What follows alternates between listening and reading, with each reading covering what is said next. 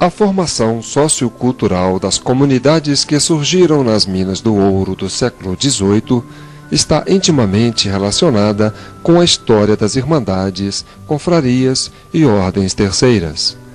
A origem das irmandades vem do espírito associativo da Idade Média, de algumas corporações de ofícios, quando cada atividade artesanal tinha seu santo padroeiro, seu dia santo, sua festa. Além de congregar os profissionais de uma mesma categoria, as corporações se ocupavam da criação de seguro mútuo, da assistência religiosa, do cuidado nas doenças e na velhice, do apaziguamento entre seus integrantes, dos funerais e sufrágios de seus mortos. Cada categoria de trabalhadores se associavam ao redor dos seus iguais, né? Sapateiros com sapateiros, alfaiates com alfaiates, pedreiros com pedreiros. E geralmente, por ser uma sociedade muito cristã, muito católica, tinha sempre o seu padroeiro. Esse padroeiro era representado por uma imagem. Então, quando surgem as irmandades, essas confrarias, etc., elas também se organizam, sim, ao redor de uma imagem protetora. E para fazer esse serviço social que nós vimos falando aí, né? Assistência, socorro, sufrágio, missas, proteção jurídica para os seus associados.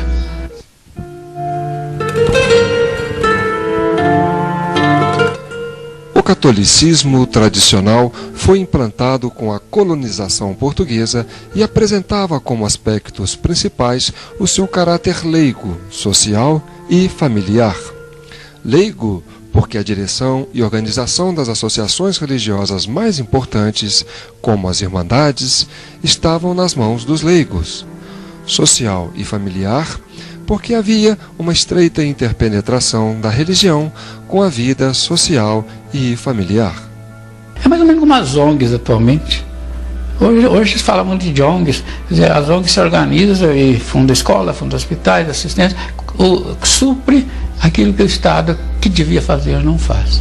Quer dizer, o Estado acha muito bom que se criem ONGs, porque sobra mais para ele não tem problemas. As irmandades eram verdadeiras ONGs. Emprestavam dinheiro.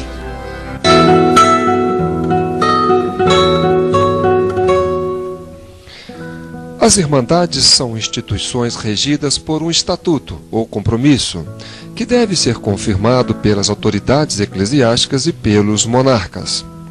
Nele estão contidos os objetivos da irmandade, o seu funcionamento, as obrigações de seus membros, assim como os direitos adquiridos ao se tornarem membros dessas associações.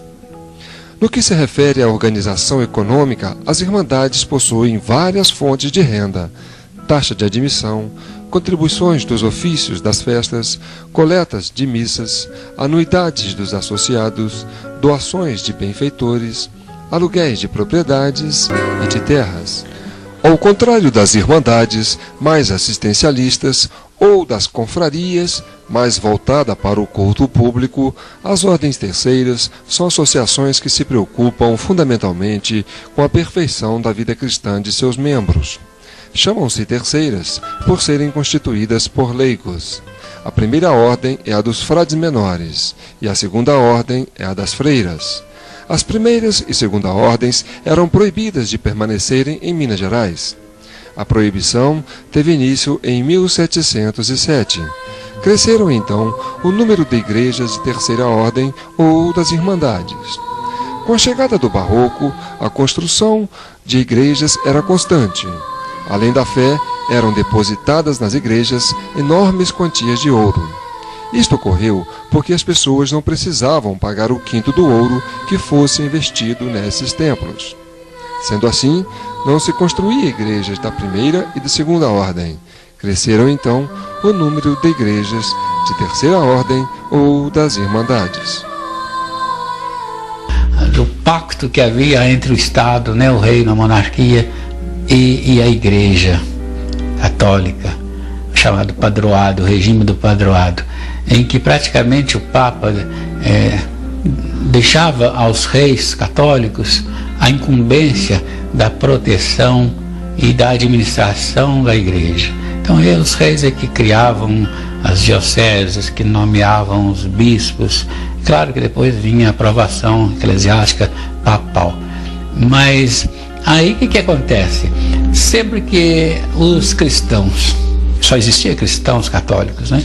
Sempre que eles pudessem se organizar, construir igrejas, construir cemitérios, hospitais, enfim, suprir aqueles deveres que seriam da monarquia, do Estado, o rei ia deixando. A coroa portuguesa concentrava o seu poder no fisco, através do Quinto do Ouro, e no aparato militar para garantir a ordem e a sua autoridade na colônia.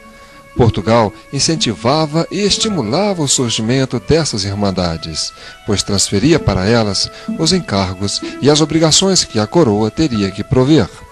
Portanto, as irmandades supriam o papel de governo. Isso garantia a seus membros direitos, indulgências, status social, enterro com acompanhamento, dobres de sinos e missas em sufrágios de suas almas. Foram as irmandades e ordens terceiras, mais ainda que o próprio clero secular, as responsáveis pela formação e vida religiosa, pela construção de templos, cemitérios, hospitais, pela promoção das festas, das artes e da assistência social, principalmente no século XVIII. A religião era o núcleo de convivência da sociedade.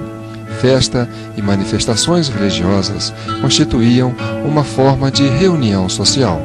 As procissões, as festas religiosas quebravam a monotonia e a rotina da vida diária, sendo muitas vezes uma das poucas oportunidades para o povo se distrair e divertir.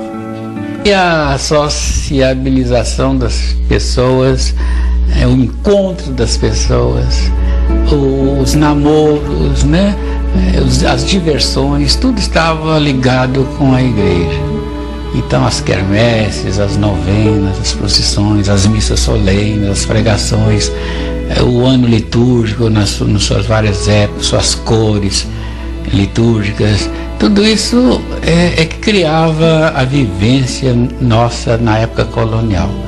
E a pessoa se encontrava ali, fazia negócios, a gente aliás, isso durou muito, até 1950, as pessoas iam aos arraiais, os fazendeiros vinham a cavalo, né, para a missa, e era durante a missa, na hora do sermão, que às vezes eles saíam para vender um bezerro, para fazer um negócio, para se encontrar.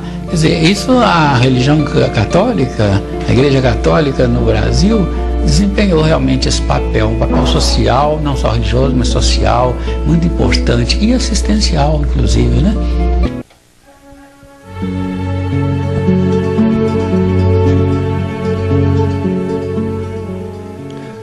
Por volta de 1704, com a descoberta do ouro nas encostas da Serra do Lenheiro, paulistas e emboabas formaram logo um arraial e levantaram uma capela com a invocação de Nossa Senhora do Pilar. Surgia aqui o arraial de Nossa Senhora do Pilar, que em 1713 chegou à categoria de vila com o nome de São João del Rei. Ainda na primeira metade do século XVIII, a vila já possuía irmandades, confrarias e ordem terceiras. Nas duas primeiras décadas do arraial de Nossa Senhora do Pilar, existiam, socialmente falando, duas categorias de pessoas. Os brancos, que eram os possuidores das minas, dos negócios, os proprietários em geral, e os escravos, que não possuíam nada, apenas a sua força de trabalho. Estas duas categorias se sociabilizavam através de suas irmandades.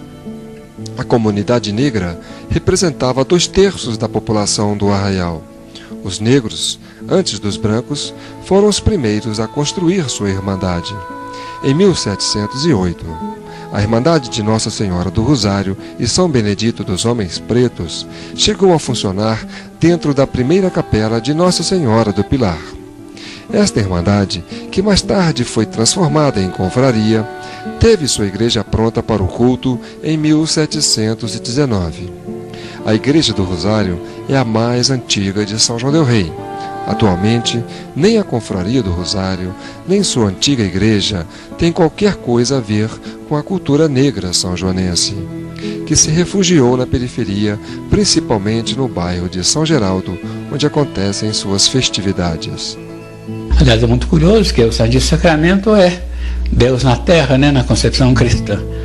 E, de certa forma, representava o próprio rei de Portugal, o Santíssimo, aqui nessa distante colônia. E a Irmandade dos Escravos Negros, Nossa Senhora do Rosário. Polarizou, a sociedade se polarizou econômica e socialmente, e também polarizou-se religiosamente.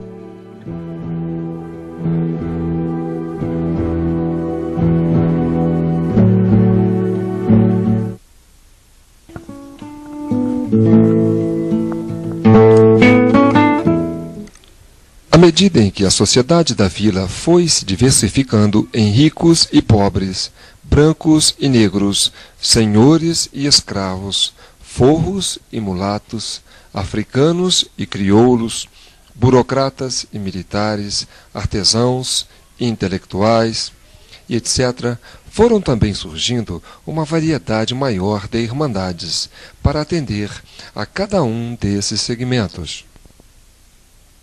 Sem irmandade, no tempo colonial, as pessoas não existiam. Quer dizer, assim que os arraiais iam sendo fundados e se organizavam, surgiam as irmandades, e ninguém ficava sem irmandades. Todos tinham que pertencer a alguma irmandade, até para serem enterrados, para nascer, para viver, para morrer e para serem enterrados. Precisava de estar Quem não pertencia a nenhuma irmandade dessas associações era um verdadeiro pária social, um excluído por completo. Se morresse, ia para um valão comum. Geralmente era o valão da Irmandade da Misericórdia, né? Em 1716, os homens brancos mais simples e humildes, sem status para se filiarem à Irmandade do Santíssimo, organizaram a Irmandade de São Miguel e Almas, também com sede na Matriz do Pilar. Por muitos anos, a Irmandade das Almas contratava médico e boticário para atender aos pobres, por não existir ainda a Irmandade da Santa Casa de Misericórdia.